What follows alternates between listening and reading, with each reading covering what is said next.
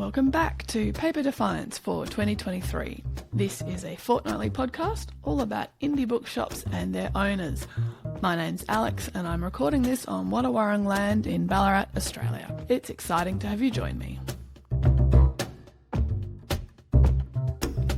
We start this second season of Paper Defiance with Fiona in Brisbane, Australia. She's owned Avid Reader for 25 years and a newer children's shop for 8 years. Her story around that should definitely be listed under life goals. I will say that Fiona's audio goes a bit janky towards the end, but I hope you'll stick with it because it's really worthwhile. Before we go to the interview, a couple things to mention. Firstly, I haven't done a transcript for this episode because I'm really not sure whether they're being used. So if you have read a transcript or know someone who likes them, please let me know. You can email me at paperdefiancepod@gmail.com. As well, if you'd like to tell me and the world at large about a bookshop you love, send me a short audio recording at paperdefiancepod@gmail.com and you may well hear yourself featured at the end of an episode. And finally, I'm now on YouTube. There's nothing particularly to see except an image of the individual bookshops that are being discussed. But if you prefer to listen to podcasts via YouTube, you can now find Paper Defiance right there. Now, here's Fiona. My name is Fiona Stager. I co-own Avid Reader Bookshop and Where the Wild Things Are, which are two independent bookshops that sit in the heart of West End. And I've been a bookseller for 35 years. I co-owned Avid, we set it up, and Avid is 25 years old. We would turn 25 in October. The children's bookshop will be 8 at the end of February. I got it for my 50th birthday, and not everybody can say they got a children's bookshop for their 50th birthday. So that's a basic introduction to the shops. Fantastic. That gives me so many questions to ask. Let's start with Avid. Firstly, the name. How did you come up with the name? Yeah, well, we were tossing around lots of things, and that was my partner's suggestion, I think, Kevin. I'm pretty sure that was his idea. And I really liked it. I liked it straight away. I think I liked the fact that it could be shortened to Avid as well. We got a friend to design our signature for it, like the style for it, and I really loved that. And then Kev also came up with the name for the children's bookshop, Where the Wild Things Are. And as soon as he said that's what we should call it, I went, we have to do it, because we were still tossing around the idea of whether we were going to do it. And so I think as soon as you've got a name for something, then you can go from there. I think names are really important. Yeah, absolutely. And I assume that was inspired by the picture book Where the Wild Things Are. Yes. And also we had our nieces, my German nieces, staying with me for a little while, just for a short, couple of weeks, and they were wild things. So I always think of them when I think of the shop. I always think, oh yes, there's lots of little wild things out there. Fantastic. Again, going back to the start, how did you get to the point where you knew you wanted to own a bookshop, and then how did that actually come about in the first place? So I had co-owned a second-hand bookshop, Emma's Bookshop, here in West End, and it was very much part of an alternative political community. And I did that for about 8 or 9 years. Then I sold my share in that. And at the same time, West End was changing. So West End had always been an area with lots of migrants. It started off with a strong Greek community that turned to Vietnamese community. And then there was lots of student share households and community activist groups here in West End. And I was part of that community with my partner, Kev, and an old friend of ours, Colleen. She had been integral to a whole lot of alternative community businesses in the area. And I knew I wanted to stay in books. I knew I wanted to do a bookshop that had its political heart on its sleeve. I knew I wanted to do something that was very event-driven, and I was very much inspired by Glee Books in Sydney. So I knew that there was space in Brisbane for that.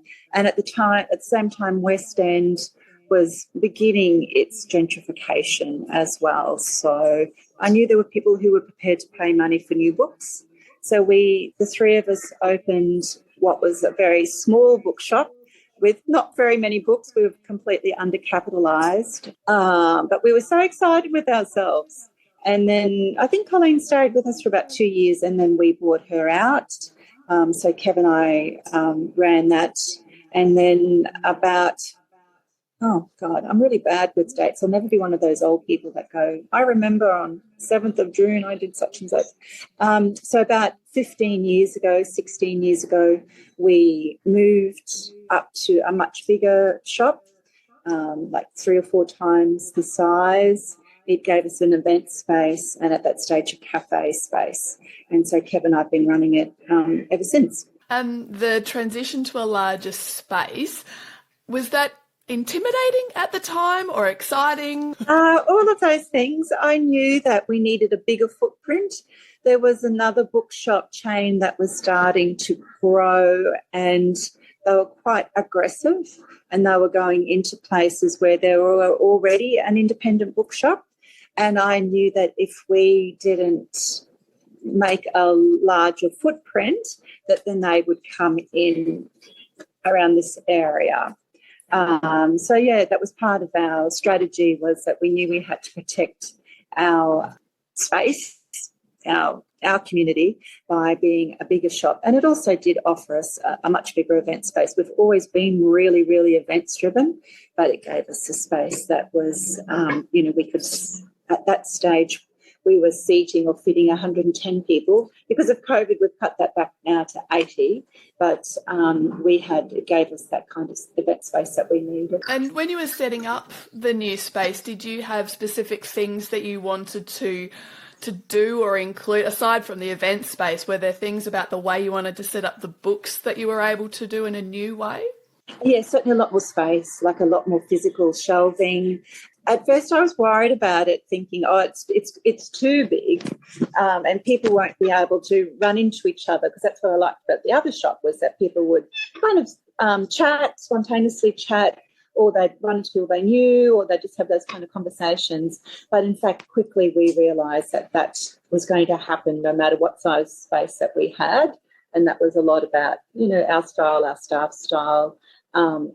I was very committed to the shop being wheelchair accessible, and so that was one of the things that when we were designing the shop and the space, that we made sure that we were inclusive. We had some really good customers who were in wheelchairs, so I knew that had to be a priority when we were designing the shop as well. And do you feel like you've managed to achieve that accessibility? Yeah. And that's really important.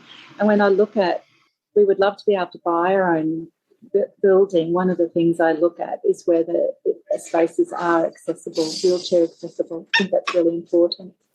Do you have a favourite area or a favourite part of your current space? I really love the sales table out on the footpath. That's where all our bargains go. I really like that for a whole lot of reasons. Often those bargain remainder books are really interesting books that some of them didn't even come into Australia in the first place. There's lots of interesting, beautiful hardbacks. It's a nice way to engage with people who might come into the shop. They'll stop and browse on the footpath. I really like breaking down public space and private space. And then I also really like the nature writing section that we have at the back of the shop as well. They would be two of my favourite. Oh, the cookbooks, of course, but that goes without saying. And then setting up a new space where the wild things are. I don't know Brisbane particularly well. How close are the two locations? Oh, we sit right next door to each other. Oh, so I completely missed that when I was looking at the websites. Okay, my apologies. No, not at all. So we always say we share a wall, but there's no door. Fantastic. And how did you go about setting up that as a specifically kind of kid-focused space? Yeah, that's really interesting because we had a small area in the Avid Reader, but it was crammed, it was so full. And when we ran the sales reports to see where the biggest categories were in the shop, because at one stage, we were thinking maybe a cookbook shop or travel book shop, or we were tossing around different ideas. But the sales we were getting out of that per square metre was phenomenal. But it would often be really messy and the kids would trash it and it was just a nightmare. The interesting thing is, and I think we designed the space with kids in mind and they've really respected it. So we rarely get any damage. There's never any trashing. Kids don't get abandoned there because that was the other thing. People would leave their kids in the kids section and then just kind of wander away, literally, out of the shop. But they don't do that in the kids' bookshop. Yeah, it's been really a very different style next door. Even customer service is really different next door. So adults just don't wander into a children's bookshop just to browse. Sometimes they do, but more often they're going in there because they have an issue, they need to buy a gift, they've got issues with their kids. So it's much more customer service driven. It's quite different to Avid on so many ways. Yep. Events are different. I think we're continually struck by how different the two shops are. Are there particular things that have surprised you about the differences? Yes, the customer service, the skill that's involved, and it's often quite emotional as well. People come in and there's lots of tragedy, there's sad things, there's grief. Kids have a whole lot of different issues that they're dealing with. So often you have to listen a lot more next door. You have to be a lot more empathetic, and you have to have a much greater understanding of the stock compared to Avid as well. And then the other thing that really surprised me was the events, because Avid's always been very event driven, as I said. And I thought, we've got a really good event model, we'll just move that over to Wild Things.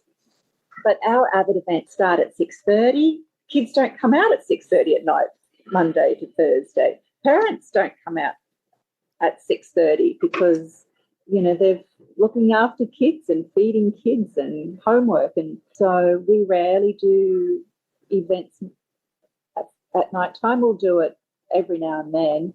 But we have Genevieve, who's developed a really successful school holiday program. Even our book clubs are really different compared to what we do here. We do a lot more workshops, a lot more kind of interactive picture books, story events. So, yeah, I was really struck by how different the events are. Obviously, events have been a huge part of Avid Reader and now Wild Things. What is it about a bookshop that makes events make sense for you? For me, they make sense at a personal level. I love bringing people together to talk about ideas. I think that comes from our community political activist backgrounds that we all had. My partner Kev was very involved with environmental movements and he worked for different Aboriginal communities. Colleen, our original partner, she had run Sitting Duck Cafe that was very much about events with music. So it was kind of natural for us to come together and bring people together to talk about ideas.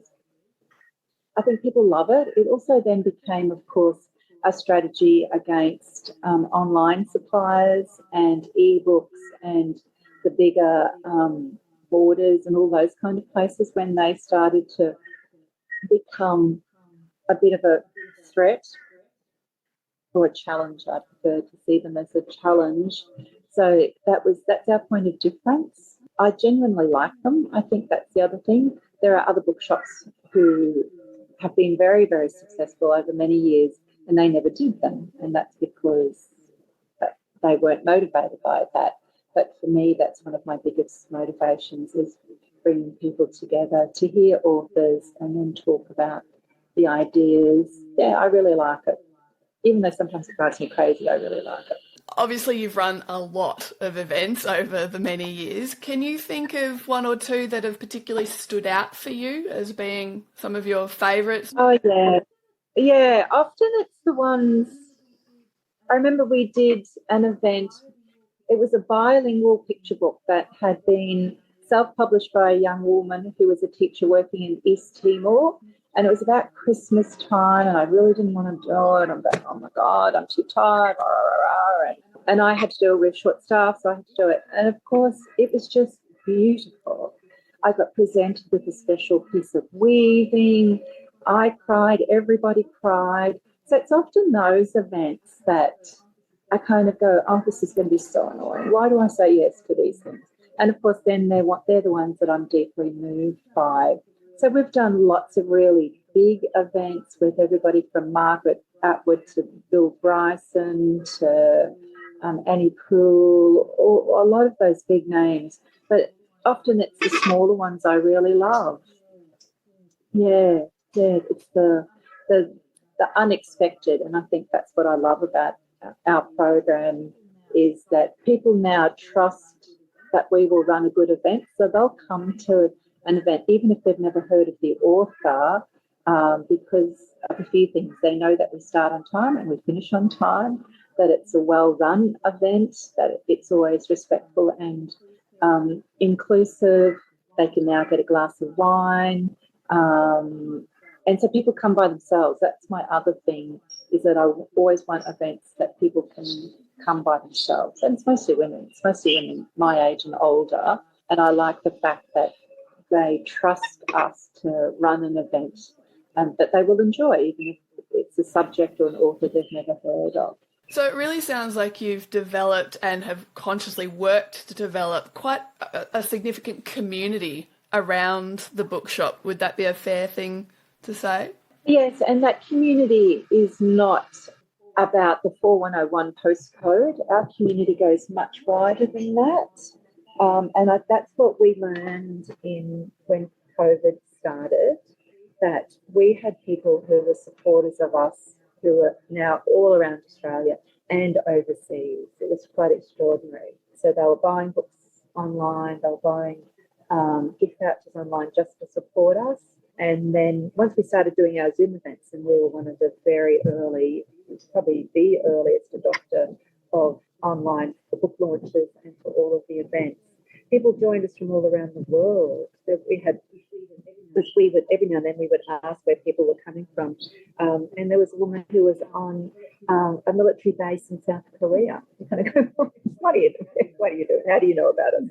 But, people had been following us. People had lived in West End, lived in Brisbane, and then, of course, they moved, or people come through and visit us. We've always done a lot of events with Radio National, with Paul Barclay's program, and that gave us a national profile as well. So when people come to Brisbane, they'll often come and see where the events are held, and they can't kind of believe that, that we can turn the shop into a mini ABC studio. You've talked a little bit, I think, around this throughout the whole interview, but I'll ask, what do you think the point of a physical bookshop is in 2023? Why still have one when, as you said, we've got lots of online retailers? Yeah, look, I think that's really interesting. I think that is what COVID showed us. It was not just that the book itself was indispensable and that people turned to books for inspiration, solace, escapism, and to learn how to make sourdough. They turned to the bookshop. They really, really went out of their way to support the physical bookshop. We were inundated with orders from around Australia. Then when it came to Christmas time, people who normally would come back from overseas to see their families, they came to us to choose their family Christmas presents. So it really showed to me that the bookshop itself was integral to people's enjoyment of books and reading. And the other people who proved that to me are the TikTok readers. So the BookTok and the TikTok readers, those mostly young women, they love their books, they love reading, they love social media, and they'll come in and they will buy their books from a physical bookshop. I love those young women. I won't have a bad word said about BookTok or TikTokers or anything like that. I'm deeply respectful of them if they choose to read, but the fact that they choose to support mostly independent, but always a physical bookshop. So I've really learned a lot because of the pandemic, and then because of BookTok as well. That's quite remarkable. I hadn't even thought about sort of that aspect of how social media can influence not just the physical thing, but also the where of where it might be purchased. I think that's really cool. And that's what the BookTok, if you, I pop in and out of BookTok.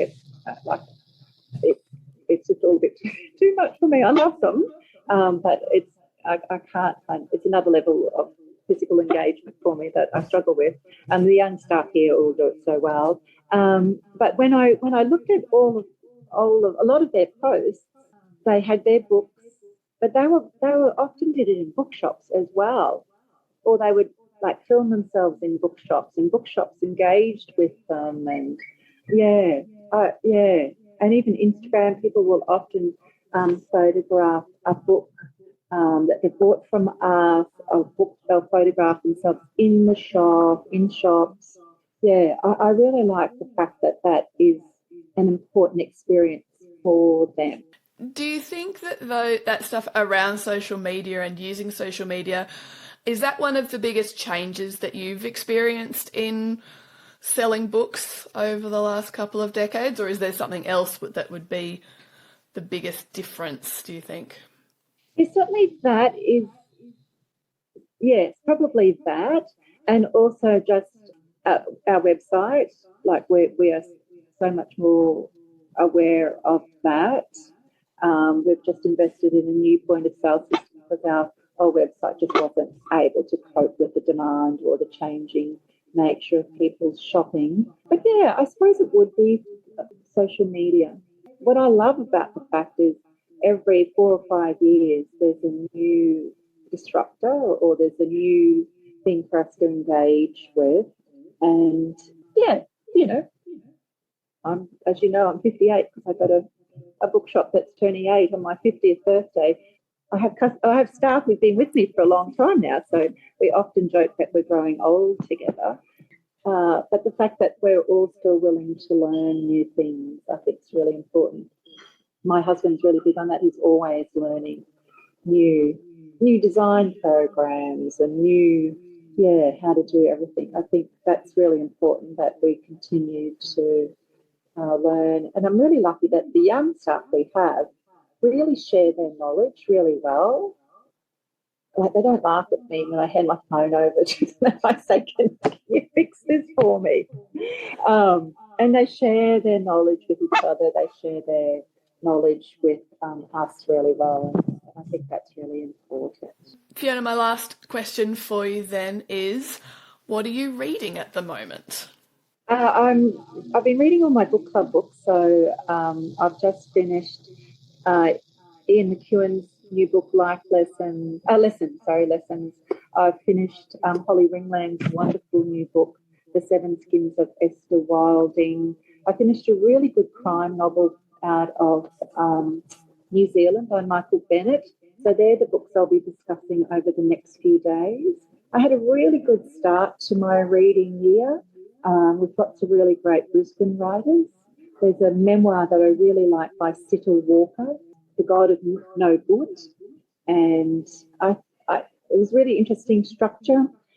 She lives around us here in West End, but she grew up in a Baha'i faith, and I found that really interesting and very moving. There was another really great new novel by debut Brisbane writer Joanna Horton, and that's very much set in West End, very, very much set in West End. So we're really lucky that Brisbane has got this really strong, flourishing, very supportive writing culture. So I really like to read books set here, read books by Brisbane authors. So I've had a really great start to my reading year, and I think it's looking like a particularly strong year for all categories, with a really great emphasis on Brisbane writers.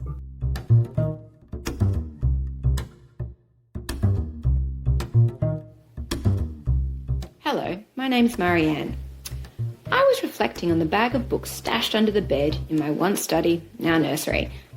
Not the comfort reading that made it to the shelves in the lounge room, but those works that were still important to me professionally and personally, that had helped shape how and what I think, and how so many of them had found their way to me through the rather unlovely, somewhat sterile, University of Western Australia Co-op bookshop.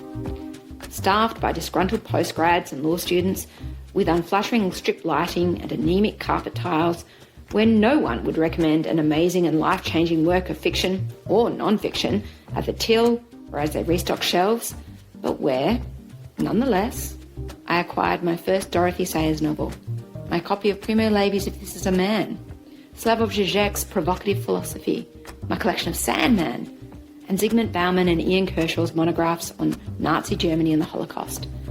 Those unshapely shelves housed a wealth of learning and understanding of the human condition, and have made an indelible mark through the ideas and stories that have tracked their way through my conscious and subconscious mind.